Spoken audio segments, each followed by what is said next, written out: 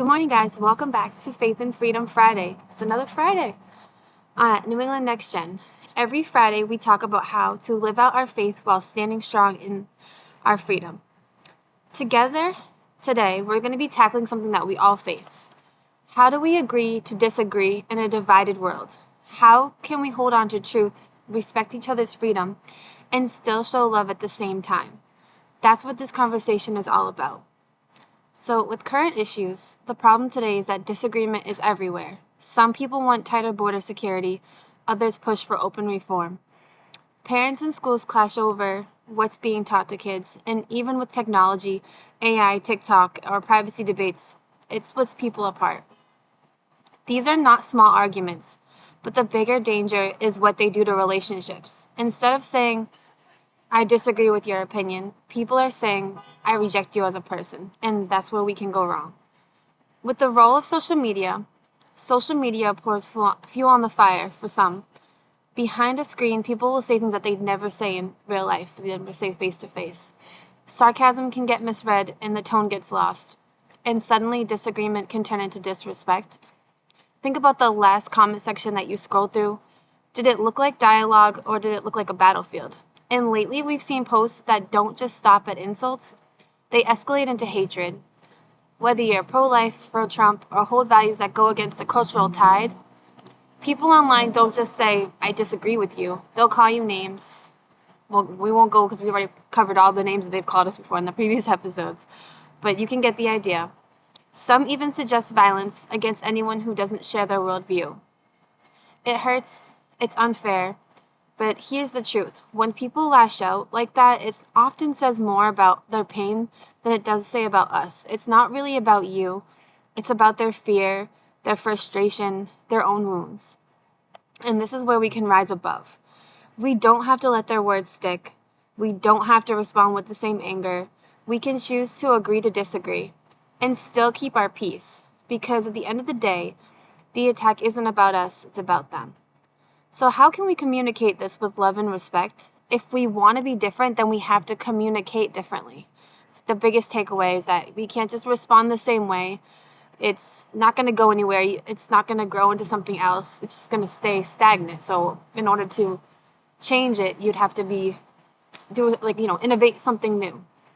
Here are some steps that can help us disagree with love instead of hate.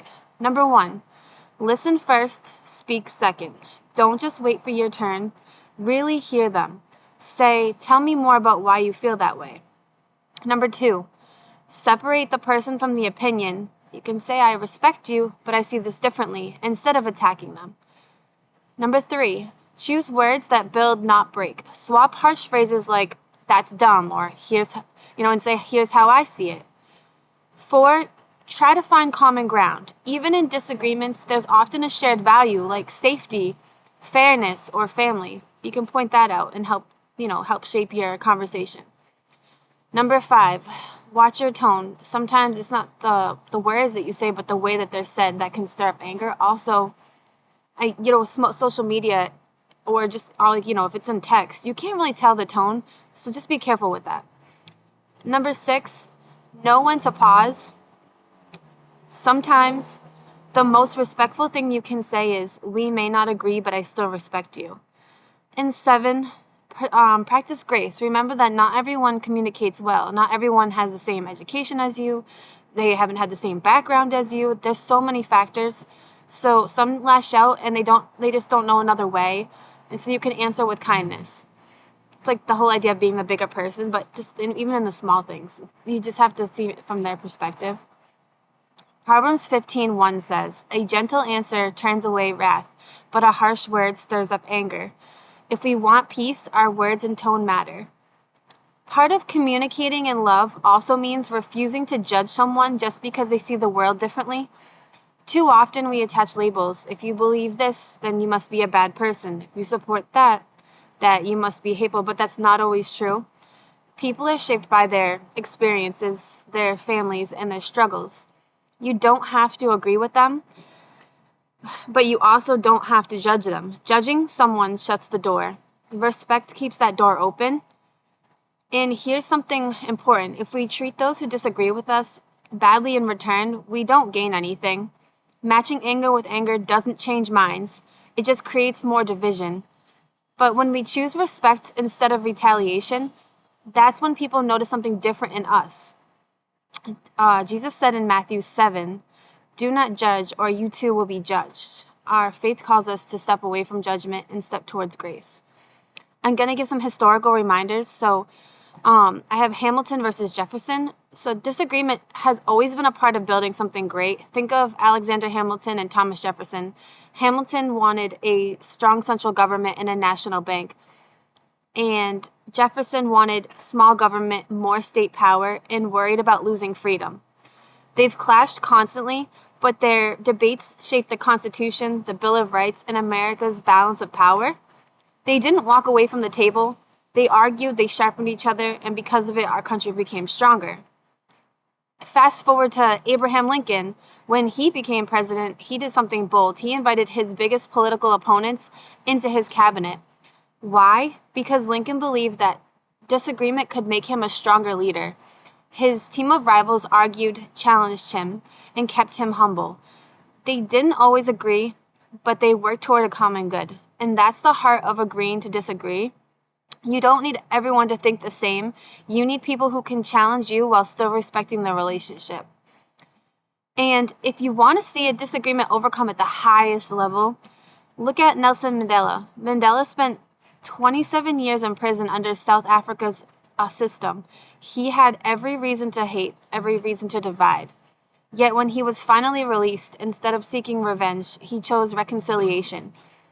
He worked with F.W. de Klerk, the very president of the system that kept him imprisoned, to dismantle that system.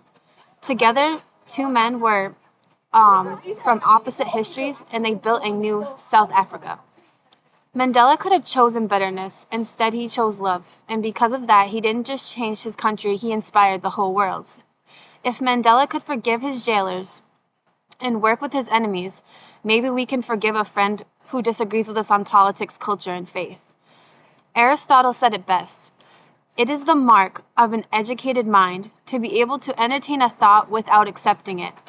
It's not weakness, it's wisdom. Listening doesn't mean surrendering. It means respecting. Jesus modeled this too.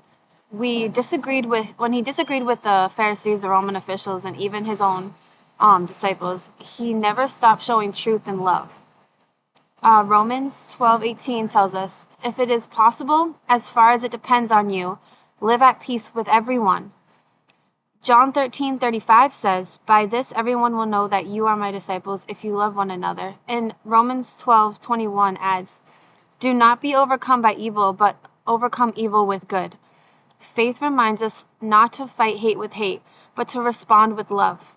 Freedom reminds us that others are allowed to think differently, and our test is how we respond. So here's my challenge this week. When you run into a disagreement, pause, take a breath, and instead of asking, how can I prove them wrong? Or, ask yourself, how can I show them love? Because at the end of the day, it's not about winning debates. It's about lifting people up. It's about building bridges instead of burning them. So the next time you disagree with someone, pause. Don't rush to defend. Don't rush to attack. Just take a breath, choose respect, and choose to show love. And that's how we rise above. That's how we live out our faith, and that's how we use our freedom for good. So that's my message for the day. I will come back later, probably today, for a stronger, idea that talks about current events. But for now, I wanted to get our Faith and Freedom episode out there. This has been New England Next Gen, and I really thank you guys for joining us. Thank you for following along. I really want to do a big shout out to everyone so far that has subscribed. If you're not subscribed, feel free to subscribe to keep up with us day to day. I try to do an episode every day, but it doesn't always happen. It depends on classes and stuff. I also want to say, if you know someone or you are someone who wants to be a part of TPUSA and the chapters, I can help you with that. Send me an email at NewEnglandNextGen2025@yahoo.com, or you can just go to NewEnglandNextGen.com. It's the website. So feel free to reach out to that. And if there's any questions or any input, any feedback on this, or any issues that you want to hear or talk about, feel free to message me. Thanks, guys.